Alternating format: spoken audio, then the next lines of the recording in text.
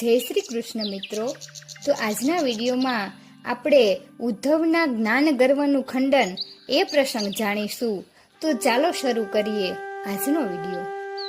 ફળાહાર અને દુગ્ધપાન યુક્ત અલ્પાહારનો કાર્યક્રમ ઝટપટ પતાવી દઈને સૌ પાછા પૂર્ણ જિજ્ઞાસુ થઈને શ્રી કૃષ્ણ સખા ઉદ્ધવના શ્વાનુભવનું શ્રવણપાન કરવા નિયત સ્થાને ગોઠવાઈ ગયા. ઉદ્ધવ તો ક્યારનાય વર્ષો પૂર્વેના એ દિવ્ય સુખદ સ્મરણોની પુનિત સરવાણીમાં પોતાના ચિત્તને ઝબોડીને આનંદ વિભોર સ્થિતિમાં લગભગ ધ્યાનસ્થ જ હતા.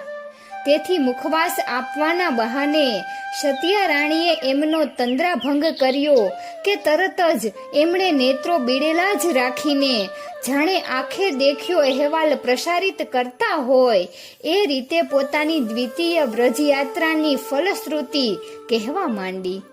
મારી ધારણા હતી કે બપોરના ભોજન સમયે તો હું નંદ યશોદાને ત્યાં પહોંચી જ જઈશ, પરંતુ મારી એ ધારણા ખોટી પડી. કેમ કે જે રથમાં અક્રૂરજી શ્રી કૃષ્ણ બલરામને મથુરા લઈ ગયા હતા તે જ રથને પાછો વ્રજમાં જતો જોઈને ઊભે રસ્તે વ્રજવાસીઓએ આગળ ફરી વળીને રથને રોકવા માંડ્યો. શ્યામે કહ્યું હતું તેવું જ થયું. લોકો ભૂલવામાં પડી જવા લાગ્યા. વસ્ત્રભૂષણ અને રૂપ રંગ બધું જ શ્રી કૃષ્ણ સમાન હોવાથી હું યશોદા નંદન નંદ નંદન કૃષ્ણ કનૈયો જ છું એમ માનીને લોકો મારું સ્વાગત કરવા લાગ્યા. મારી સમક્ષ ભેટ સોગાદ ધરવા લાગ્યા. એમના પ્રિય નંદલાલના પુનરાગમનને નૃત્ય ગાનથી વધાવવા લાગ્યા. મારા રથમાં ચડી જઈને મારા વારણા ઓવારણા લેવા લાગ્યા અને મને પ્રેમથી એમના સ્વહસ્તે ખવડાવવા પીવડાવવા પણ લાગ્યા. હું સમજાવીને કેટલાને સમજાવું કે હું એમનો વ્રજેન્દ્ર નંદન ગિરધર ગોપાલ બંસીધર બાકે બિહારી નથી. હું તો દેવકી નંદન વાસુદેવ શ્રી કૃષ્ણનો ભાઈ ભક્તને સખા ઉદ્ધવ છું. મારું કાંઈ ના ચાલ્યું. ટોળે ટોળા જ્યાં ઘેરી વળ્યા હોય ત્યાં એમના પ્રચંડ હર્ષનાદમાં મારો એકલાનો અવાજ તો ક્યાંય દબાઈ ગયો. હારી થાકીને મેં ચૂપકીદી સેવી અને એમને જેમ કરવું હોય તેમ કરવા દીધું. ઝટ મારો એમનાથી છુટકારો થાય એ આશાએ. પરિણામ એ આવ્યું કે એમણે અત્યંત ભાવથી ભેટ ધરેલ મહી માખણ છાસ રોટલા અને મધુર ફળોથી મારું મધ્યાહન ભોજન તો રસ્તામાં જ પતી ગયું અને મારો રથ ખરેખર વ્રજભૂમિમાં પહોંચ્યો ત્યારે તો લગભગ સાંજ જ પડી ગઈ. હાશ, આખરે પહોંચી તો ગયો એવા આત્મસંતોષ સાથે મારા રથે જ્યારે શ્યામ સુંદરની લીલા ભૂમિમાં પ્રવેશ કર્યો ત્યારે ગાયોના ધણ ગોકુળમાં પ્રવેશી રહ્યા હતા. મેં રથના અશ્વોની ગતિ ધીમી પાડી. અહીં મને પહેલો જ એક વિચિત્ર અનુભવ થયો. ગોરજના ગોટે ગોટ તો હજી હવામાં જ ઘૂમી રહ્યા હતા ને ત્યાં તો વ્રજભૂમિ પર પથરાયેલી વ્રજરજને થયું કે એમનો કાનકુંવર જે સુવર્ણ રથમાં ગયેલો તે રથ પાછો આવી ગયો. સુવર્ણ રથમાં વિરાજેલ શ્યામ હમણાં અમારા પરથી પસાર થઈ જશે અને અમે નંદકુંવરને નિરખ્યા વિના રહી જઈશું એવી આશંકાથી શ્યામ દર્શન માટે તલ પાપડ થઈ ગયેલી વ્રજરજ મારા રથને ઘેરી વળી. પરંતુ રથમાં એમનો વાલો લાલો નથી, કોઈ બીજું જ છે એવું સમજી જતા વ્રજરજને સહેજ પણ વાર ન લાગી. પછી તો રઘવાઈ થઈ ગયેલી વ્રજરજે અમારો ખોળો ખૂંદનાર શ્યામ ક્યાં છે, અમારા પર મસ્તીથી આળોટનાર નયનાભિરામ ક્યાં છે, અમારા પર થઈ થઈ નાચનાર નંદલાલ ક્યાં છે, રાસલીલાની રમઝટ બોલાવી અમને પાવન કરનાર રાસબિહારી ક્યાં છે, એવા પ્રશ્નોની જડીઓનો ચારે તરફથી ઘસારો કર્યો.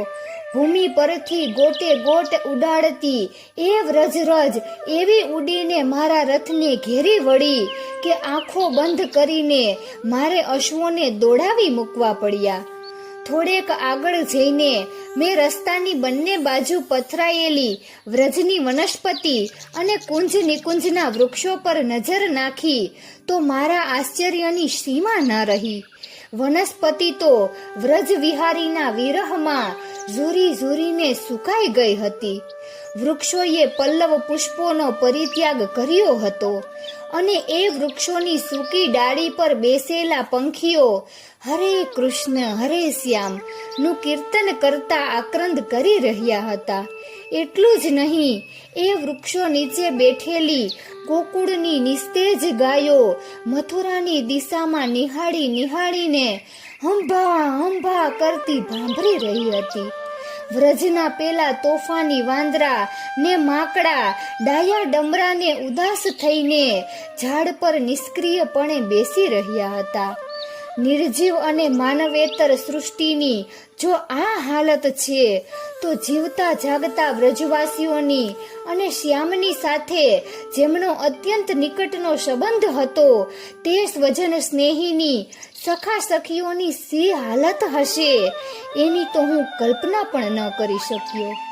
મારી જ્ઞાનાડંબર યુક્ત દ્રષ્ટિને તો માત્ર એટલું જ દેખાયું કે આ સૌ દુખિયારા ને અજ્ઞાન વ્રજવાસીઓનો ઉદ્ધાર કરવાનું ભગવત કાર્ય શ્રી કૃષ્ણે મને સોંપ્યું છે.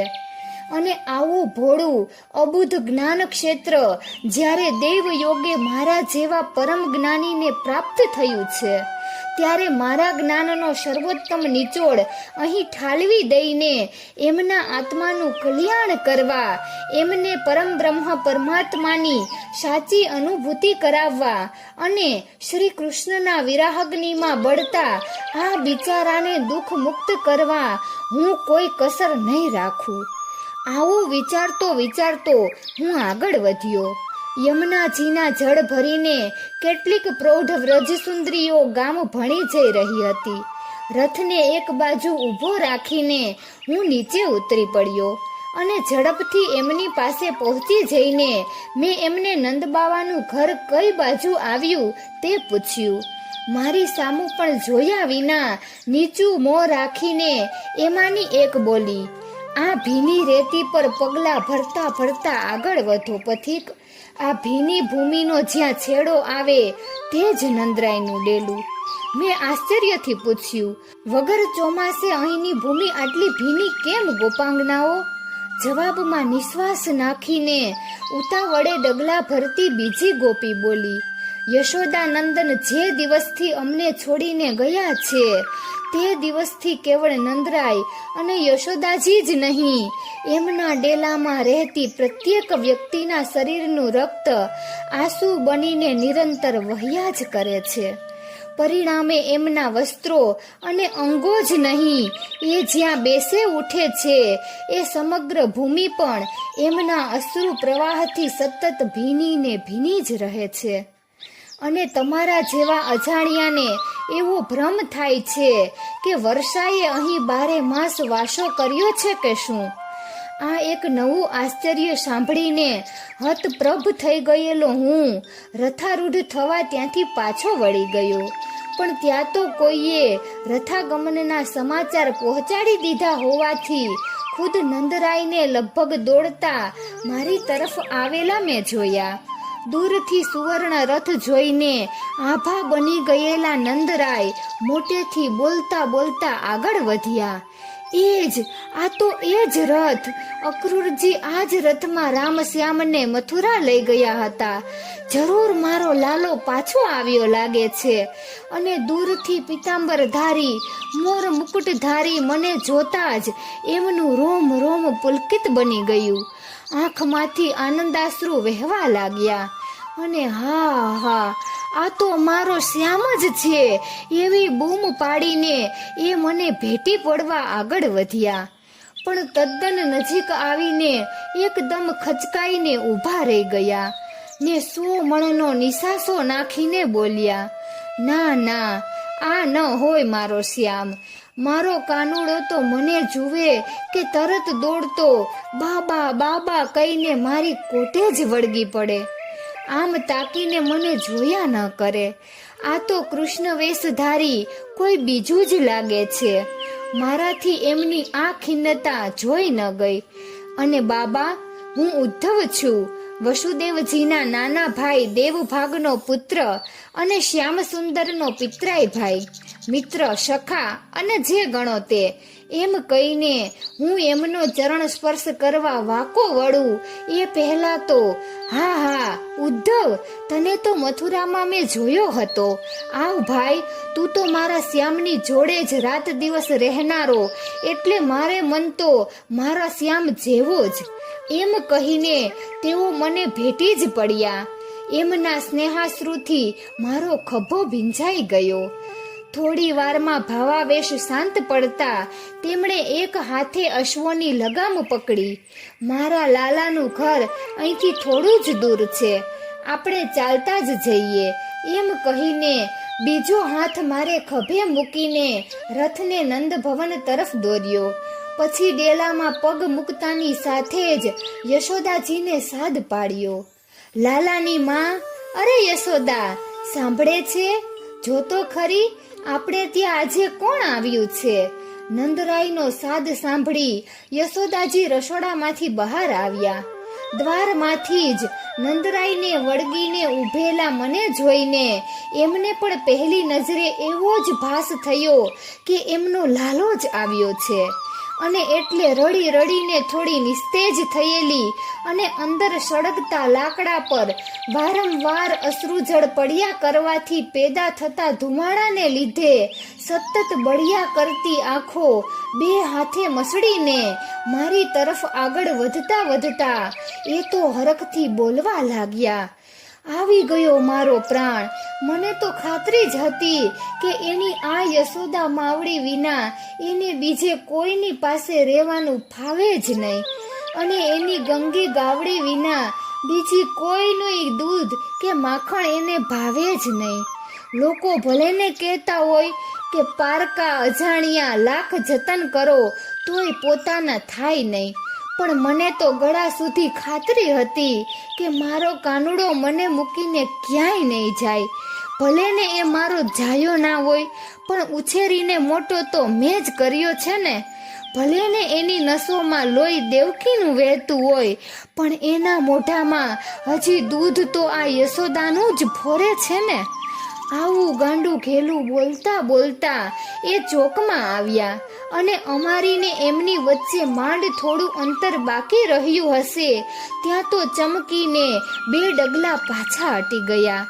નજર ભલે થોડી કાચી થઈ ગઈ હતી, પણ લાગણી તો એવી પાકી હતી કે આમ ડાયો ડમરો થઈને ચૂપચાપ ઊભો રહે અને દોડીને માને બાજી ન પડે તો એ કાનુડો જ ના હોય, એટલું સમજી જતા યશોદા માને વાર ના લાગી. અને અહીં પણ મારે જ પહેલ કરવી પડી. આગળ વધીને મારે જ મારો પરિચય આપતા કહેવું પડ્યું કે મૈયા, હું તમારા લાલા પાસેથી જ આવું છું. એણે જ મને તમારી ખબર અંતર પૂછવા મોકલ્યો છે. મારું નામ ઉદ્ધવ, પરંતુ કનૈયા સિવાય બીજા કોઈ માએ જેમને રસ ન હતો એવા યશોદા માને મારો પરિચય જાણવાની ક્યાં પડી હતી. એ તો બાજુ પર ઢાળેલા ઢોલિયામાં એવી રીતે બેસી પડ્યા કે જાણે એમની રહી સહી એકમાત્ર આશા પર પણ પાણી ફરી વળ્યું ન હોય.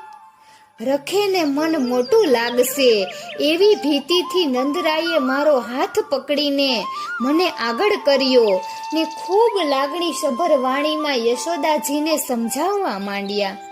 યશોદા, ન મામા કરતા કાણા મામા શું ખોટા? લાલો નહીં તો લાલાનો ભાઈ કોઈ તો આવ્યું ને આપણે આંગણે. આ ઉદ્ધવ વસુદેવ દેવકીનો સગો ભત્રીજો છે, કાનાનો પિતરાય ભાઈ, એટલે આપણે મન તો કાનાની બરાબર જ ગણાય. લો ઉઠો, એને પાણી બાણીનો તો આપો. બિચારો સવારનો ભૂખ્યો ને તરસ્યો હશે, એનું સ્વાગત તો કરો. નંદ બાબાના શબ્દોની સચોટ અસર થઈ. યશોદા માની અતિથિ સત્કારની ભાવના સતેજ થતા તેઓ સફાળા ઉઠ્યા અને ગોળામાંથી ઠંડુ મીઠું જળ ભરીને મારા હાથમાં આપતા પ્રેમથી બોલ્યા, ભલે આવ્યો ભાઈ, ત્યાં બધા ક્ષેમ કુશળ તો છે ને? અને પછી મારી સાથે થોડી વાતચીત કરીને તેઓ રસોઈ ઘરમાં ગયા. લાલા વિશે એમણે કોઈ પ્રશ્ન ન પૂછ્યો, તેથી મને થોડી નવાઈ લાગી. રાત્રે વાળું પાણીથી પરવારીને હું ચોકમાં ઢાળેલ ઢોલિયા પર આડો પડ્યો. મારી બાજુમાં જ નંદબાબા બેઠા ને બાજુની ખાટલી પર યશોદા મૈયા બિરાજ્યા. બંનેના મનમાં પ્રશ્નનો તો ઉભરાટ હતો, પણ બેમાંથી કોઈ એમના પ્રાણ પ્યારા કનૈયા વિશે કેમ કંઈ પૂછતા ગાછતા નથી એનું મને એટલું બધું આશ્ચર્ય થઈ રહ્યું હતું કે હું ઢોલિયામાં બેઠો થઈ ગયો. એક મહેમાન સાથે શુગ્ન યજમાન જે રીતે પ્રાસંગિક વાર્તાલાપ કરે એવું પણ કશું જ ન થઈ રહ્યું હોવાથી હું અકળાયો. મારી અકળામણ પામી ગયેલા નંદરાયે ધીમે રહીને શરૂઆત કરી. આમ તો એમણે ચારુણ ઇત્યાદિ મલ્લોનો શ્રી કૃષ્ણ બલરામે કરેલો સંહાર અને છેલ્લે કંસવધ તથા વસુદેવ દેવકી ઉગ્રસેનની કારાવાસ મુક્તિ નજરો નજર જોયા હતા. તેથી ત્યારબાદ મથુરામાં જે ઘટનાઓ બની તે વિશે એમણે એવી સાહજિક પૃચ્છા કરવા માંડી કે જાણે રાજધાનીથી દૂરના ગામનો કોઈ નાગરિક પાટનગરના રાજકીય પ્રવાહોથી પરિચિત થવા ત્યાંથી આવેલ કોઈ રાજસેવકને પૂછપરછ ન કરી રહ્યો હોય. આ અભિગમ મને અભિપ્રેત ન હતો, સ્વીકાર્ય ન હતો, અપેક્ષિત પણ ન હતો. હું જે કામ માટે અહીં આવ્યો હતો, અથવા કહો ને કે શ્રી કૃષ્ણે મને જે હેતુથી અહીં મોકલ્યો હતો, તે સફળ થવાના કોઈ ચિહ્નો ન દેખાતા જ્ઞાન પ્રદાન કરવા સારું ઉત્સુક થઈ ગયેલા મેં વગર પૂછીએ સામેથી જ કહેવા માંડ્યું, બાબા મૈયા, શ્યામ સુંદર તમને ખૂબ યાદ કરે છે. અહીંના લોકોનો પ્રેમ એમના હૃદયમાંથી ખસતો નથી. એ તો પોતે જ તમને બધાને મળવા અહીં આવવાના હતા, પરંતુ અમારા યદુવંશની પ્રણાલી મુજબ એમના અને બલરામના ઉપનયન સંસ્કાર કરવાના બાકી હતા અને રાજનીતિ તથા શસ્ત્રશાસ્ત્ર વિદ્યાનું શિક્ષણ લેવા તેમને ગુરુ શાંતિપનીના આશ્રમે મોકલવાના હતા. તેથી તેઓ બંને ત્યાં જવાની તૈયારીમાં પડ્યા છે.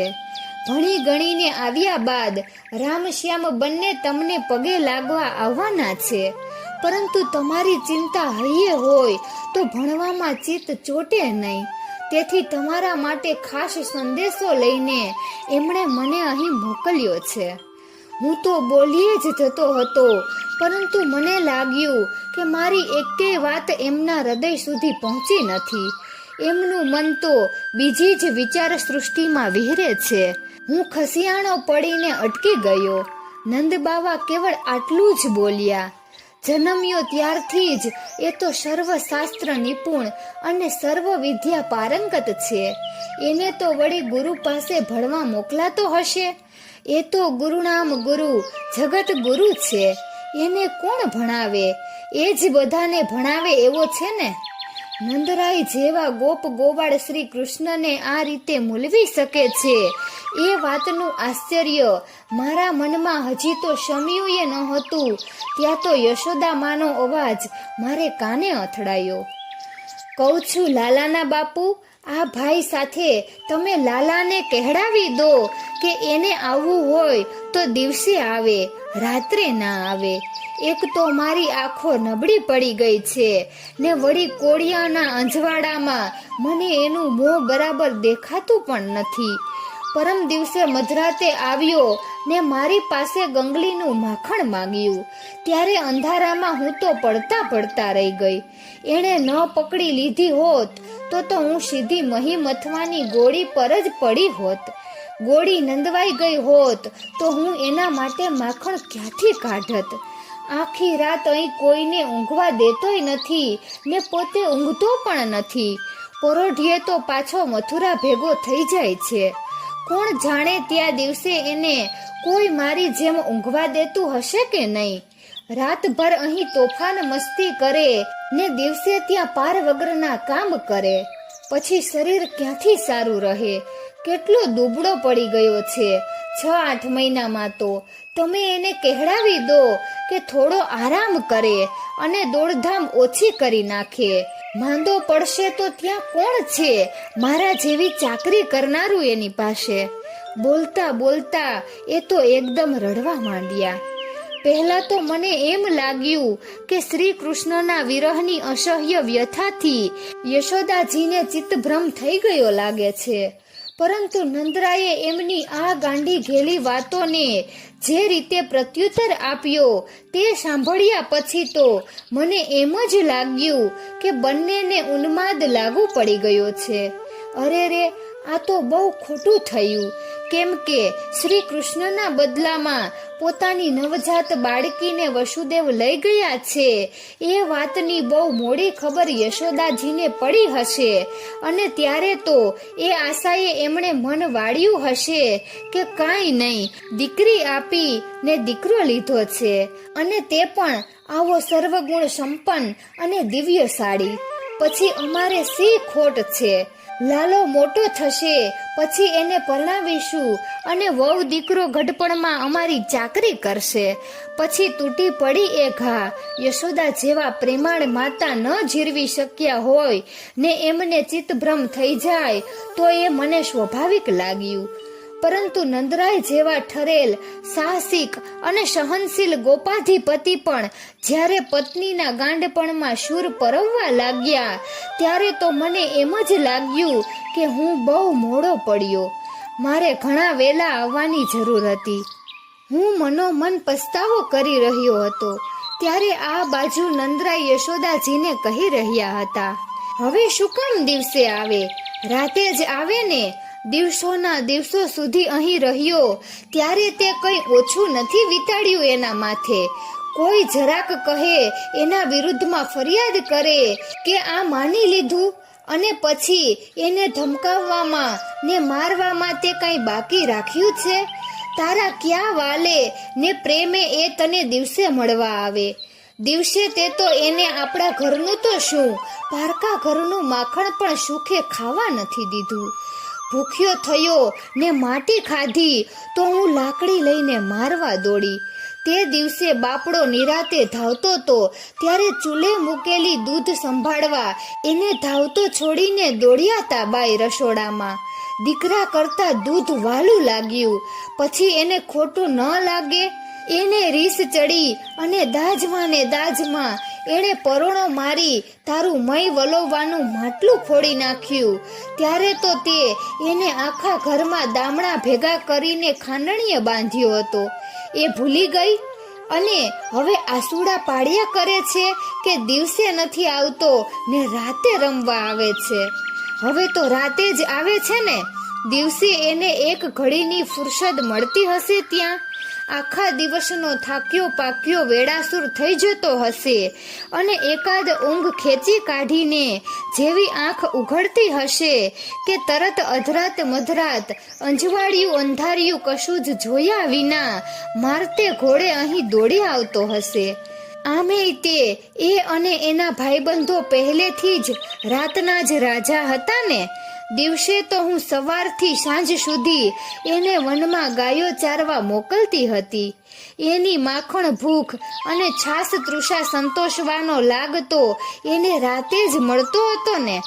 આખું ગામ ઊંઘી જાય પછી સીકું તોડવું હોય, ગોરસ ઢોળવું હોય, માખણ ચોરવું હોય, ગેડી દડા રમવા હોય કે રાસની રમઝટ બોલાવવી હોય તો એને પહેલેથી જ રાતનો સમય અનુકૂળ આવતો હતો. પછી એ દિવસે અહીં આવીને કરે પણ શું? દિવસે કોણ નવરું હોય એની જોડે રમવા કે ભમવા? ખુદ વિધાતાએ પણ એને શ્રાવણની અંધારી આઠમની મધરાતે જ ધરતી પર મોકલ્યો. તે આ બધું સમજી વિચારીને જ મોકલ્યો હશે ને. પછી તું ક્યાં મોઢે મારી જોડે એને કહેવડાવે કે રાતે ન આવતો? આવું હોય તો દિવસે જ આવજે. નંદરાયની આ દલીલો સાંભળીને તો મને એમ લાગ્યું કે જો આખી રાત આમને આમ ચાલશે તો સવાર પડતા ખુદ મને જ ચિત્તભ્રમ થઈ જશે કે શું? વચ્ચે કશું જ બોલ્યા વિના મેં ધીરે રહીને ઢોલિયામાં લંબાવ્યું અને સૂતા સૂતા આ પતિ પત્નીની ઘેલ છાભરી વાતો સાંભળ્યા કરી. ક્યારે મારી આંખ મળી ગઈ એની મને ખબર જ ના પડી. સવારે હું ઉઠ્યો ત્યારે તો સૂરજ ખાસો ઊંચે ચડી ગયો હતો અને નંદબાવા તથા યશોદાજી પોતપોતાનું નિત્ય કર્મ પતાવીને મારા ઉઠવાની રાહ જોતા આઘા પાછા થઈ રહ્યા હતા. મુસાફરીનો થાક ગણો કે વ્રજના નીરવ પ્રાકૃતિક વાતાવરણનો પ્રભાવ ગણો, પણ મને ખૂબ સારી ઊંઘ આવી ગઈ હતી અને સવારે ઉઠ્યો ત્યારે હું તન મનથી ખૂબ જ પ્રફુલ્લિત અને પ્રશાંત હતો. નાઈ ધોઈને મેં યશોદા માએ તૈયાર કરેલું શિરામણ ખૂબ પ્રેમથી આરોગ્યું અને હજી તો અંદરથી બહાર આવું છું ત્યાં તો યુવાન ગોપાંગનાઓનું એક ટોળું નંદબાવાના ડેલે આવી ચડ્યું. ગાયો ચારીને ગઈકાલે સાંજે મોડા ઘેર આવેલા એમાંના કેટલાક ગોપ તો સુવર્ણ રથ આવેલો જોઈને માત્ર કુતૂહલવશ રાત્રે જ ડેલે આવીને પૂછી ગયેલા કે રથમાં કોણ આવ્યું છે. ડેલાને નાકે બેઠેલા ગોવાળોએ એમને જાણ કરી કે મથુરાથી કનૈયાનો સંદેશો લઈને કોઈ આવ્યું છે. ત્યારે મહેમાન થાક્યા પાક્યા સૂઈ ગયા હોય તો એમને રાત્રે હેરાન ન કરાય એવી કોઈની શિખામણ માનીને તેઓ પાછા વળી ગયેલા. હવે અત્યારે નિરાંતે મહેમાનને મળવા આવ્યા છે એવી માહિતી નંદરાએ મને આપી ત્યારે મારા મનમાં થયું કે ચાલો હવે મારા કામનો શુભારંભ કરું અને શ્રી કૃષ્ણ વિરહમાં તડપતા ને દુઃખી થતા આ ગોપાંગનાઓને સત્ય જ્ઞાન આપીને એમના મોહ, તૃષ્ણા, આકાંક્ષા અને માનસિક તાપનું નિવારણ કરું. હું એમની સન્મુખ બેઠો. શ્યામ સુંદરનું પિતાંબર, ઉપવસ્ત્ર, મોર મુકુટ, વૈજંતી માળા ઇત્યાદિ પરિધાન કરીને આવેલા મને જોઈને તેઓ અંદરો અંદર કંઈક ગુસપુસ કરવા લાગ્યા. પછી ધીરે રહીને એક ગોપી બોલી, શ્યામે એના વસ્ત્રો અને શણગાર તમને આપી દીધા તો પછી હવે શું પહેરીને અહીં આવશે? હું કંઈ બોલું એ પહેલા તો એક ગોપ યુવક બોલી ઉઠ્યો, કનૈયા પાસે પિતાંબર અને વસ્ત્રોનો ક્યાં તૂટો છે? અને મોરમુગટ? એ જેટલા માગે એટલા મોરમુગટ બનાવી આપતા આપણને કેટલી વાર? એના માટે 5 રંગની ઘૂંટણ સુધી પહોંચે એવી કાળા તુલસી પરોવેલી વૈજંતી માળા તો રાધા રોજ ગૂંથીને તૈયાર જ રાખે છે ને. મેં એક તક ઝડપી લેતા કહ્યું, સાચી વાત છે, તમારા આ સાચા ને કુદરતી શણગાર એને ખૂબ ગમે છે. એ અહીં આવે ત્યારે તમે એને ખૂબ પ્રેમથી આ બધું આપજો. એ ખુશ થઈ જશે. એ થોડા સમય પછી જાતે જ અહીં આવવાના છે. તમે ચિંતા ન કરશો. મારી જોડે એણે તમારા સૌના માટે સંદેશો મોકલ્યો છે કે હું આગળ કંઈ પણ બોલું એ પહેલા તો એમની અંદરો અંદરની ગુસપુસ અને ગળગટાણનો એટલો બધો ઘોંઘાટ થવા લાગ્યો કે મારે હવે આગળ કેમ કરીને બોલવું એ જ મને ન સમજાયું. મારી મૂંઝવણ સમજી ગયેલા એક ચતુર ગોપી ઊભી થઈ ગઈ. એણે સૌની શાંતિ રાખવા જણાવ્યું અને પછી મારી સામે જોઈને પ્રશ્ન કર્યો, શ્રીમાન, મારું એમ માનવું છે કે આપ યદુવંશ ભૂષણ દેવકી નંદન વાસુદેવ શ્રી કૃષ્ણચંદ્રના દૂત બનીને વ્રજમાં આવ્યા છો. મેં કહ્યું, હા, તમારું અનુમાન સાચું છે. યાદવેન્દ્ર શ્રી કૃષ્ણે એક અગત્યનો સંદેશો આપીને મને અહીં તમારી પાસે મોકલ્યો છે. પેલી ગોપી ગંભીરતાથી બોલી, તમારો યાદવેન્દ્ર શ્રી કૃષ્ણ તો બહુ મોટો માણસ છે. એની તો ચારે બાજુ હાક વાગે છે. એની પાસે તમારા જેવા કંઈક રાજસેવકો હશે જે એના સંદેશા લઈને આખા આર્યાવર્તમાં ઘૂમ્યા કરતા હશે. એ ક્યાંક શાંતિ સંદેશ મોકલતો હશે તો ક્યાંક યુદ્ધના. એવા સંદેશાઓ સાથે અમારે શી નિસ્બત? અમે કંઈ એના ખંડિયા કે તાબેદાર નથી કે એના સંદેશાનું અમે પાલન કરીએ. એક બીજી ગોપી વચ્ચે બોલી ઉઠી, પ્રેમનો સંદેશો હોય તો સંભળાવો, બીજા સંદેશા સાંભળવા અમે નવરા નથી, ઘેર ઘણું કામ પડ્યું છે અમારે. ત્યાં તો એક મોટી વયનો ગોપ યુવાન, જેની પાછળથી મને ઓળખાણ આપતા નંદરાઈએ કહેલું કે એનું નામ મધુમંગલ હતું અને એ શ્રી કૃષ્ણનો જીગરજાન ભાઈબંધ હતો, તે ઊભો થયો અને બોલ્યો, હવે મને આજે રાત્રે શ્યામ મળે ત્યારે એની વાત છે. હું એને કહી દેવાનો જ છું કે તારે અમારી જોડે રમવા આવવું હોય કે મળવા યા માખણ ખાવા આવવું હોય તો આવજે, અને ન આવવું હોય તો ન આવતો, પણ આવા ફાલતુ માણસો જોડે સંદેશો મોકલીને અમારો વખત ન બગાડીશ. હા કહીને એ તો ચાલતો ગયો. એની પાછળ પાછળ મોટા ભાગના યુવાન ગોપ ગોપીઓ પણ ઉઠીને ચાલવા માંડ્યા.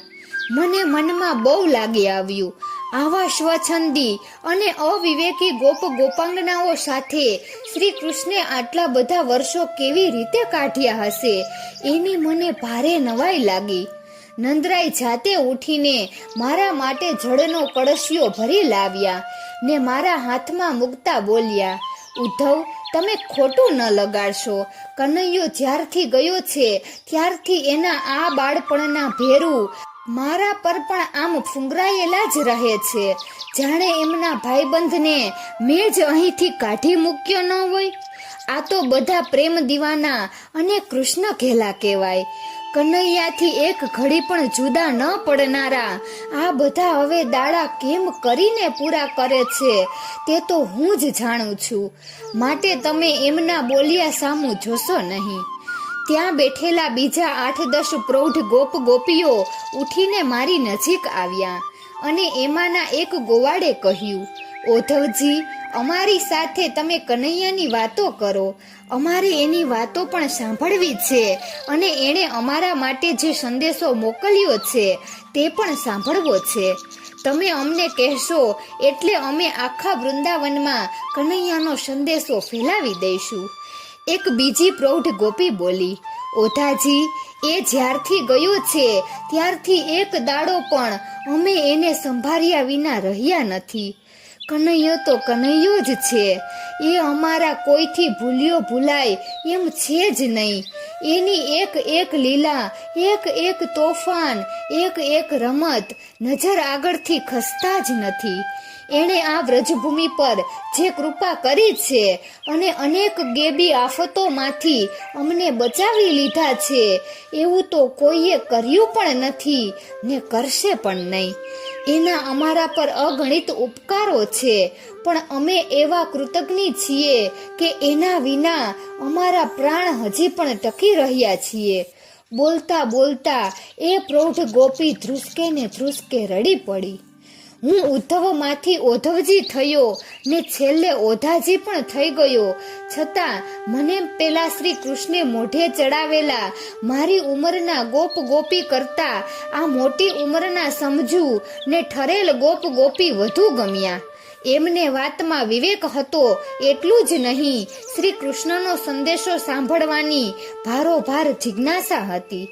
આટલાને પણ જો મારો જ્ઞાન પાસ લાગશે તો ધીરે ધીરે એમના દ્વારા સમગ્ર વ્રજભૂમિ શ્રી કૃષ્ણને પરમ બ્રહ્મ પરમાત્મા સ્વરૂપે ઓળખવા લાગશે અને કૃષ્ણ વિયોગની વેદનાનું આ પક્ષે જો શમન થશે તો પેલી બાજુ આપોઆપ શ્રી કૃષ્ણનું મન શાંત થઈ જશે. એ રાજકાજમાં પછી સંપૂર્ણ ધ્યાન આપીને પોતાનું અવતાર કાર્ય નિરાંતે પૂરું કરી શકશે. મારામાં આશાનો પુનઃ સંચાર થયો અને મેં કહેવા માંડ્યું, સજ્જનો અને સન્નારીઓ, આપ સૌને હું પ્રણામ કરું છું, કેમ કે આપ સૌ ખરેખર ધન્ય છો કે આપને શ્રી કૃષ્ણ જેવા અવતારી પુરુષનું સર્વપ્રથમ સાનિધ્ય માણવાનું સદભાગ્ય સાંપડ્યું છે. હું તો આપને એટલું જ કહેવા આવ્યો છું કે શ્યામ સુંદરને તમે કોઈ સાધારણ પુરુષ ન સમજશો. એ તો સર્વ જીવોના અંતઃકરણમાં સમાન ભાવે વસેલા પરમ બ્રહ્મ પરમાત્મા છે. આપણે સૌ એમના જ અંશ છીએ, એમનામાંથી છૂટા પડેલા આત્માઓ છીએ. શ્રી કૃષ્ણ તો સાક્ષાત વિષ્ણુ નારાયણ છે. એટલું જ નહીં, એ ખુદ અનાદિ છે, અનંત છે, સર્વગત છે, અંતર્યામી છે. અને એમની જ ઉપજાવેલી આ બધી માયાથી તો આપણે મોહવશ થઈ જીવી રહ્યા છીએ. મેં જ્ઞાનનો એક મોટો સામટો ઢગલો ઠાલવી દીધો. બીજા બધા તો મારી સામે ટગર ટગર જોઈ રહ્યા, પણ નંદ બાબાથી બોલ્યા વિના ન રહેવાયું. ઉદ્ધવજી, તમારી આ જ્ઞાનની ગૂઢ વાતનું એકેય રહસ્ય મારી સમજમાં નથી ઉતરતું. તમે કહો છો કે શ્રી કૃષ્ણ એક છે ને બધામાં પણ છે, આત્મા છે ને પરમાત્મા પણ છે. આપણે એના જ અંશ છીએ અને એની ઈચ્છા માયાને વશ થઈને વર્તી રહ્યા છીએ. તો મને એ કહો કે એક જ પુરાણ પુરુષ યા પરમ બ્રહ્મ સર્વ જીવોમાં રહીને કેવી રીતે સર્વ ક્રિયાઓનું નિયમન કરી શકે? મેં કહ્યું, વ્રજરાજ, આ જ્ઞાનનો વિષય અતિ ગૂઢ હોવા છતાં હું તમને બધાને સમજણ પડે એ રીતે સરળતાથી એ સમજાવું છું. જેમ અગ્નિ તો બધે એક સરખો જ હોય છે, છતાં જુદે જુદે સ્થાને જુદે જુદે સ્વરૂપે પ્રગટ થાય છે, તે રીતે આ પરમ બ્રહ્મ પરમાત્મા સ્વરૂપ પણ અનેક યોનિઓમાં ભિન્ન ભિન્ન સ્વરૂપ ધારણ કરીને સૌનું નિયમન કરે છે. વધારે સ્પષ્ટતા કરું તો જે ચૈતન્યમાંથી ચૈતન્ય પ્રાપ્ત કરીને સૂર્યનારાયણ આખા વિશ્વને પ્રકાશ આપે છે, જે ચૈતન્યમાંથી ચૈતન્ય પ્રાપ્ત કરીને ચંદ્ર આખા વિશ્વના પ્રાણી પદાર્થ વનસ્પતિઓને અમૃતમય શીતળતા આપે છે, જે ચૈતન્યમાંથી ચૈતન્ય પ્રાપ્ત કરીને તારાઓ ગ્રહો નક્ષત્રો આકાશમાં અધ્ધર ટીંગાઈ રહ્યા છે, જે ચૈતન્યમાંથી ચૈતન્ય પ્રાપ્ત કરીને સૂર્ય ચંદ્ર તારા ગ્રહો નક્ષત્રો પૃથ્વી વગેરે હજારો માઇલની ઝડપે આકાશમાં ઘૂમી રહ્યા છે, જે ચૈતન્યમાંથી ચૈતન્ય પ્રાપ્ત કરીને આ પૃથ્વી તમામ પ્રાણી પદાર્થો નદીઓ પર્વતોને ધારણ કરી શકે છે અને વાયુ વાય છે, જે ચૈતન્યમાંથી ચૈતન્ય પ્રાપ્ત કરીને અગ્નિ ગરમી આપી શકે છે, નદીઓ વહી શકે છે, પર્વતો અડીખમ ઊભા રહી શકે છે. તે અમોઘ ચૈતન્યનો જે મહાસાગર છે તે જ આ બ્રહ્મ છે. બ્રહ્મને પોતાનો તો કોઈ રંગ રૂપ આકાર કે ગુણ છે જ નહીં. એ તો નિર્ગુણ નિરાકાર નિર્મોહ અને નિર્બધ છે. તેમ છતાં તે જે કોઈ પ્રાણીમાં પ્રવેશ કરે છે તેના ગુણધર્મને રૂપ રંગ આકારને ધારણ કરે છે. પરિણામે બ્રહ્મમાંથી આવેલું ચૈતન્ય ચકલીના દેહમાં ચી ચી બોલે, કાગડાના દેહમાં કા કા બોલે, કોયલના દેહમાં મીઠા ટવકા કરે, પોપટના દેહમાં રામ રામ બોલે, કૂતરાના દેહમાં ભસે, ગધેડાના દેહમાં ભૂંકે, પુરુષના દેહમાં પુરુષના જેવો અવાજ કાઢે અને સ્ત્રીના દેહમાં ઝીણો મધુર અવાજ પણ કાઢે. ટૂંકમાં કીડીનો દેહ નાનો હોય અને હાથીનો દેહ મોટો હોય, છતાં એ બંનેમાં વહેતું બ્રહ્મનું ચૈતન્ય નાનું મોટું હોતું નથી, બંને સમાન જ છે. તે જ રીતે માનવ માત્ર પણ આત્મ તત્વ સમાન સ્વરૂપે રહેલું છે. અર્થાત હું ને તમે બધા જ મનુષ્યો શ્રી કૃષ્ણ પરમાત્માના જ અંશરૂપ છીએ અને આપણા સૌનું અંતિમ ધ્યેય એક જ છે કે અંતકાળે વિશુદ્ધ મનથી શ્રી કૃષ્ણ શરણમ મમ નો જાપ જપતા જપતા આપણે આ દેહનો ત્યાગ કરીએ અને આપણો આત્મા પરમ બ્રહ્મ પરમાત્મા શ્રી કૃષ્ણમાં ભળી જઈને મોક્ષ પામે. નંદરાય, આત્મા અને પરમાત્મા વચ્ચેનો આ ગૂઢ સંબંધ સદૈવ સ્મરણમાં રહે તે માટે તો મોટા મોટા યોગીઓ અને સંતો કેટલી ભારે તપશ્ચર્યા કરે છે, ત્યારે તેમને પરમાત્માનો સાક્ષાત્કાર થાય છે. જ્યારે તમને સૌને તો આ પરમ બ્રહ્મ પરમાત્મા સહજ પ્રાપ્ત થયા છે ને તમારાથી એ સહજ સાધ્ય પણ થયા. એ તમારા પર ઈશ્વરની જેવી તેવી કૃપા ન ગણાય. માટે તો હું તમને અત્યંત પુણ્યશાળી અને ભાગ્યશાળી કહું છું. જે સુખ તમે પામ્યા છો અને જે ફળ તમને પ્રાપ્ત થયું છે તેવું તો આ ભૂખંડ પર કોઈને પ્રાપ્ત નથી થયું. મેં ખૂબ લંબાણથી છતાં એમને સમજાય એ રીતે આત્મા અને પરમાત્માનો તથા એમનો અને શ્રી કૃષ્ણનો આધ્યાત્મિક અને આધિભૌતિક સંબંધ સમજાવવાનો પ્રયત્ન કર્યો અને એમના સદભાગ્યની સરાહના પણ કરી. નંદરાય આંખો બંધ કરીને ઊંડા વિચારમાં ડૂબી ગયા. એક વયોવૃદ્ધ વ્રજવાસીએ મોં પર કંટાળાનો ભાવ લાવીને કહ્યું, ઓધવજી, તમારી આ બધી જ્ઞાનની ને ડાપણની વાતો અમારે ગળે નથી ઉતરતી. અમે તો એટલું જ સમજીએ છીએ કે તમારો એ પરમ બ્રહ્મ પરમાત્મા કે જે ગણો તે અમારા ખોડામાં મોટો થયો છે. એણે અમારા ઘરોમાં ચોરની જેમ ઘૂસીને માખણ લૂંટ્યું છે. અમારી ગોપ કન્યાઓએ એને છાલિયાભર છાસ માટે થઈ નચાવ્યો છે. એણે અમારે ત્યાં ગોકુળમાં ગાયો ચારી છે ને વૃંદાવનમાં માકડા પણ રમાડ્યા છે. એ ભલે અમને ભૂલી ગયો હોય પણ અમે તો એને એક ઘડી માટે પણ ભૂલી શકતા નથી. એ જ્યારથી ગયો છે ત્યારથી અહીં માનવી પ્રાણી કોઈ ધરાઈને ધાન ખાતું નથી. આટલું બોલતા બોલતા તો એ વૃદ્ધ ગોવાળની આંખો અશ્રુથી ભરાઈ ગઈ. મેં એમને આશ્વાસન આપવા ખાતર કહ્યું, વડીલ, આપની વાત સાચી છે. એનું બાળપણ અહીં વીત્યું છે એટલે તમે કહ્યું તે બધું એણે કર્યું હશે એની ના નથી, પણ તમે એને સતત યાદ કર્યા કરો છો એટલે તો એને ત્યાં ચેન નથી પડતું. કોઈ આપણને ખૂબ સંભાળતું હોય તો આપણને જેમ ખાતા ખાતા હેડકી આવે ને પાણી પીતા અંતરસ જાય એવું એને ત્યાં રોજ થાય છે. અને પછી એ નથી રાજકાજમાં ધ્યાન આપી શકતો કે નથી ત્યાં અમારી સાથે આનંદમાં રહી શકતો.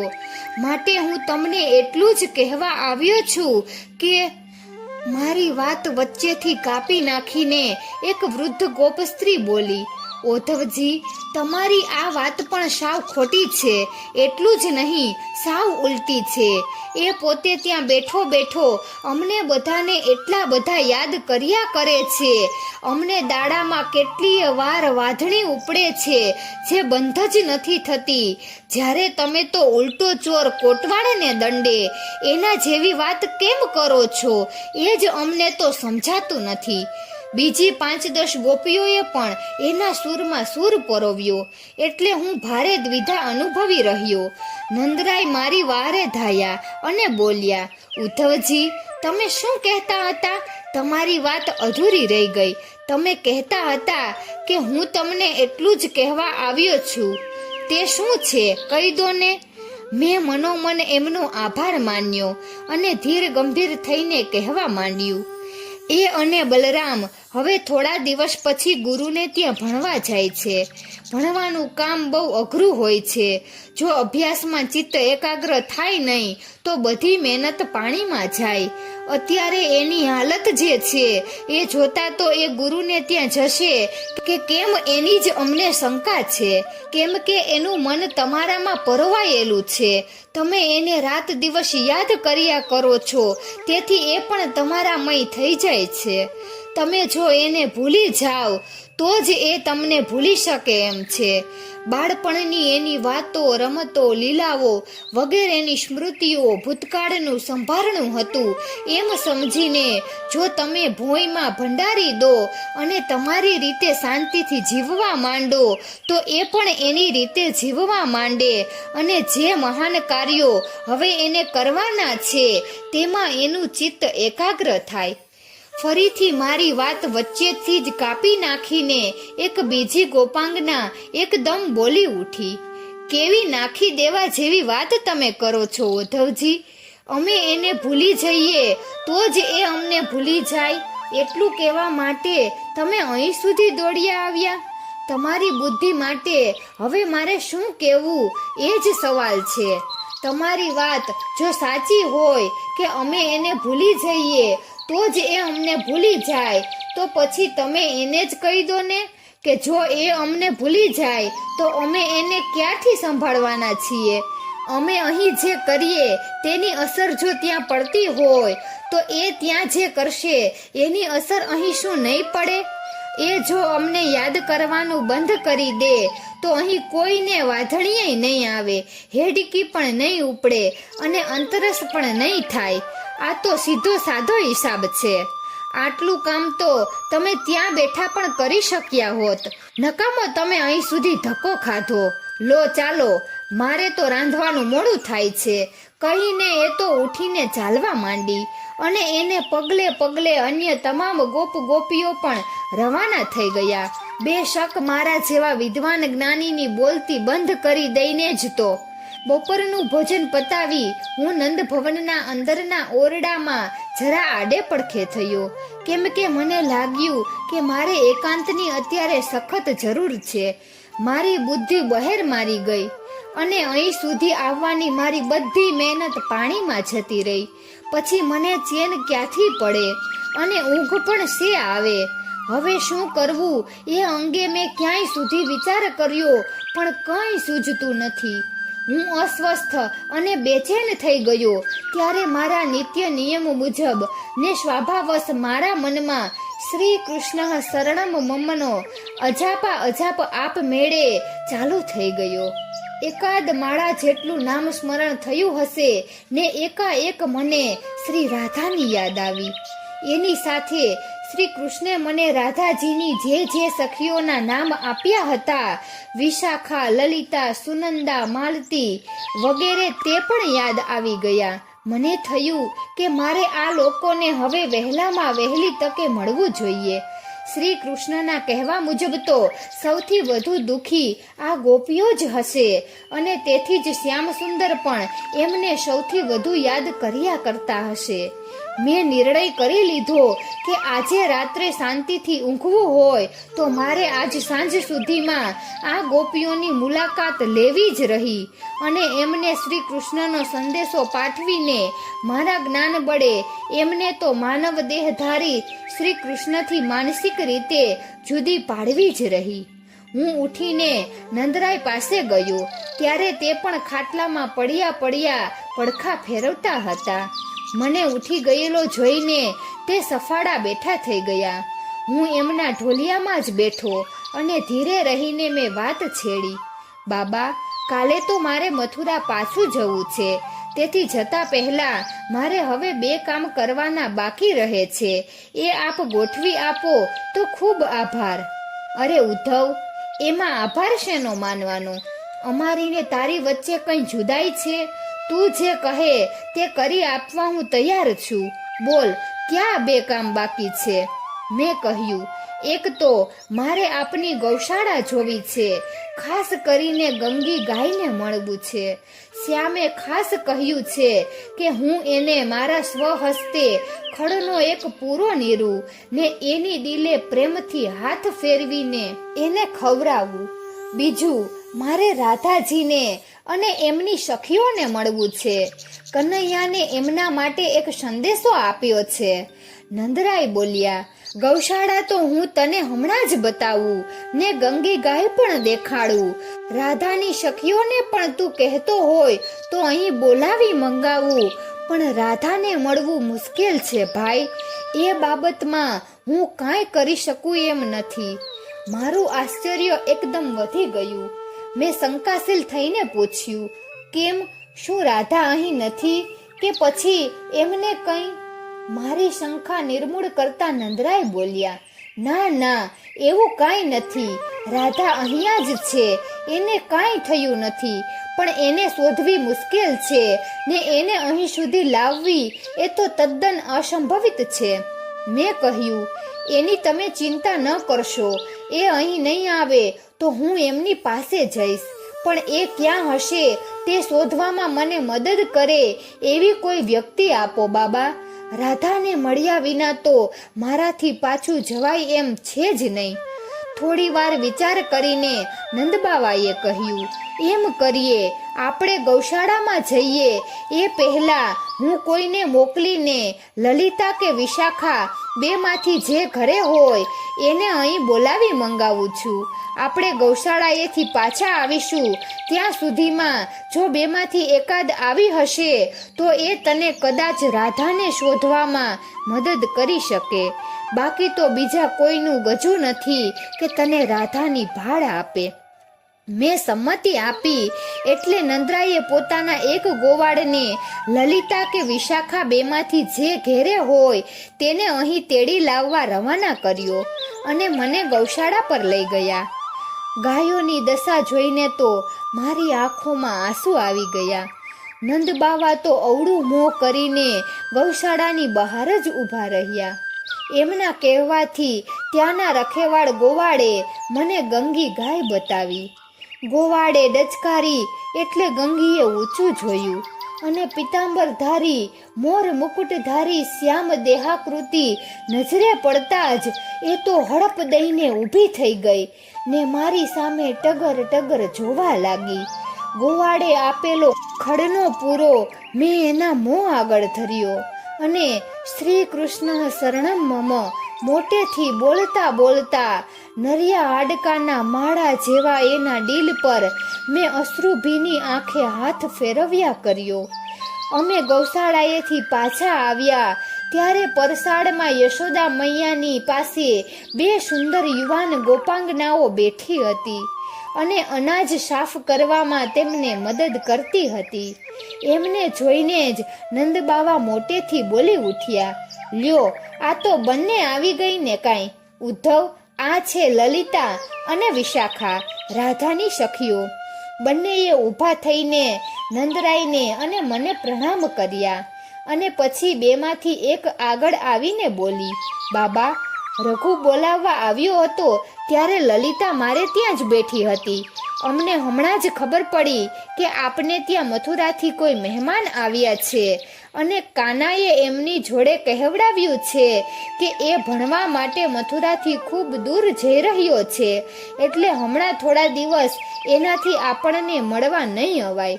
આ જે એ જ મહેમાન છે ને, કહીને એણે મારી સામે હસીને જોયું ને મને પુનઃ નમસ્કાર કર્યા. હું તો સડક થઈ ગયો, જાણે રોજ મળવા આવતી કોઈ વ્યક્તિ બહારગામ જવાની હોય ને કોઈની જોડે કહેવડાવે કે પોતે હમણાં જ થોડા દિવસ મળવા નહીં આવી શકે.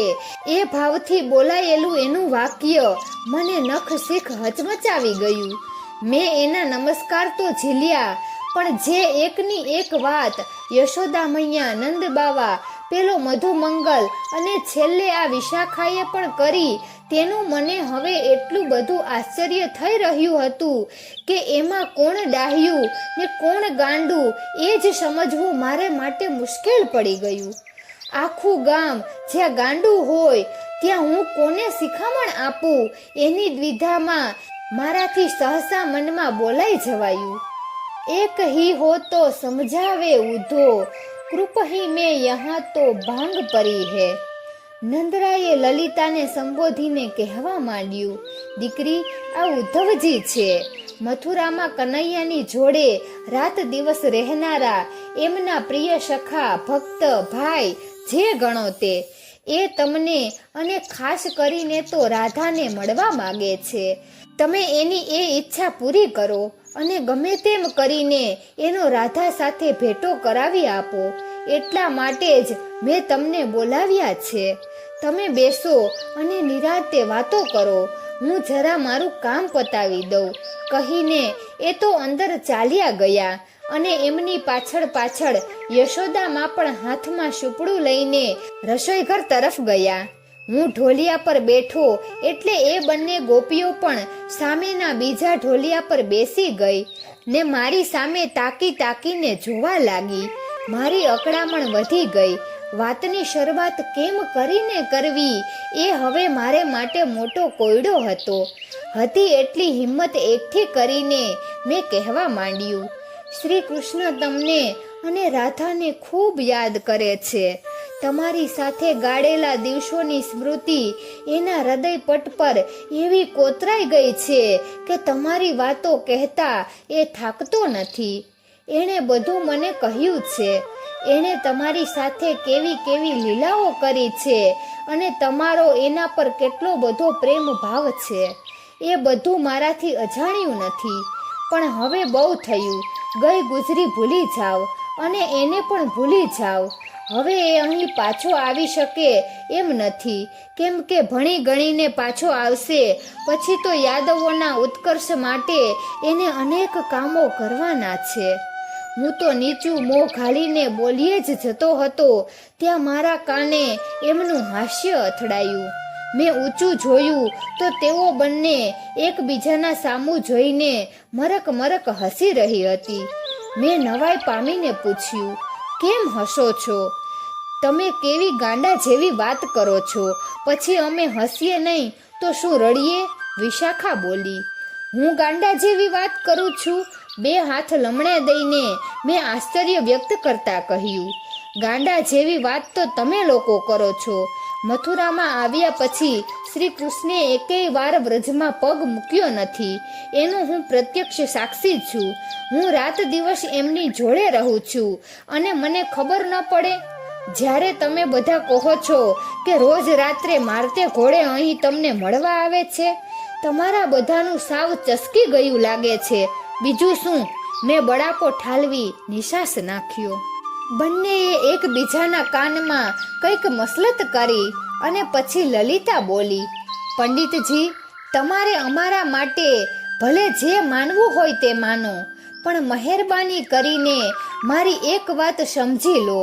તમે અમને જે કહ્યું તે જો તમારે રાધાને કહેવાનું હોય તો એને મળવાનું માંડી વાળીને ચૂપચાપ મથુરા ભેગા થઈ જાઓ. મારું મોં પડી ગયું. શ્રી રાધાને મળવાની એકમાત્ર આશા પર પણ આ તો પાણી ફરી વળ્યું. હું એકદમ બોલી ઉઠ્યો, ના ના, રાધાજીને મળ્યા વિના તો મારાથી મથુરા જવાય જ નહીં.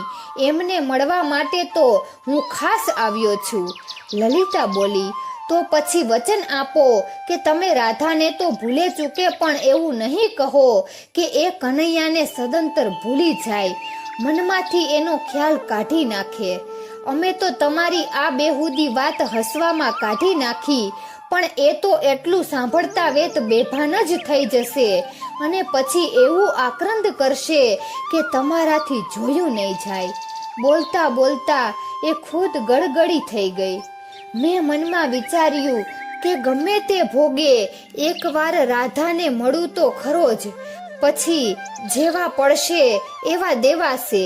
મેં વચન આપ્યું કે હું રાધાને આવું કંઈ નહીં કહું.